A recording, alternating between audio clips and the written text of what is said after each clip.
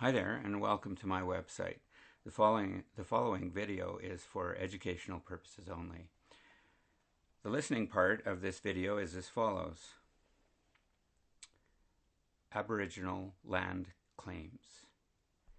The year is 1534. Somewhere off the coast of Atlantic Canada, a huge French sailing ship sits anchored in a bay. A small crew of French sailors arrives on shore in a little rowboat, sent by the captain to check the beaches for signs of life. As part of their duty, they unravel a French flag and mount it in the sand, claiming the land for their king. The arrival of Europeans marked the beginning of a new era in the history of North America, as countries like France and Britain began to build colonies for new settlers on that continent. But these European colonies were established in spite of the fact that the land was already home to numerous bands of native Aboriginal peoples. Eventually, many of these bands were forced off their land by the new settlers, and as a result of losing their homeland, many bands soon disappeared forever.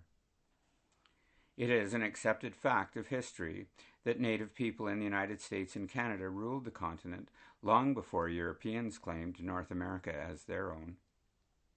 Before then, natives held total control over all its land, waters, wealth, and resources. They were also convinced that they could maintain sovereign power over their homeland despite the influence of non-native settlers. To prove that they were willing to share their land and become friends, many native tribes arranged treaties with their foreign visitors. Treaties were agreements often signed to settle disputes over land, to end armed conflicts between two sides, or to give Europeans the right to fish and hunt on Aboriginal land. Native leaders often entered into the agreement as a gesture of goodwill. However, both the French and British believed that signing these treaties proved European ownership of the land. In this way, the gradual takeover of Aboriginal lands had begun. After years of watching their culture slip away, many of today's surviving Aboriginal people are attempting to regain titles to lands in Canada once controlled by their ancestors.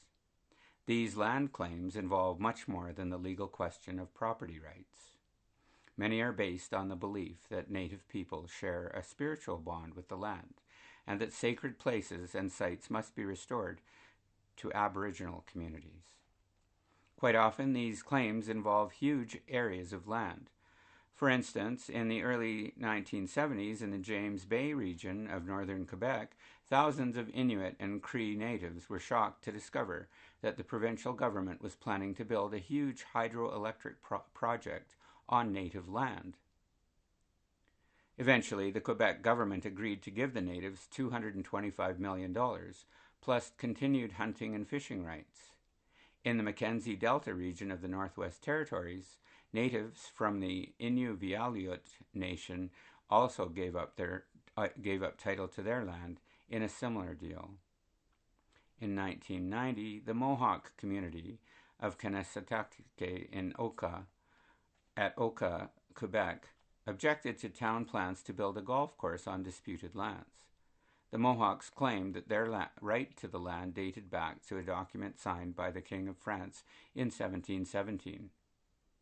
After a 78-day conflict, the problem was resolved. Despite a history of broken treaties and unresolved land claims, governments are now working with Aboriginal peoples to help restore the homelands of Canada's Native people. Thank you, and have a great day.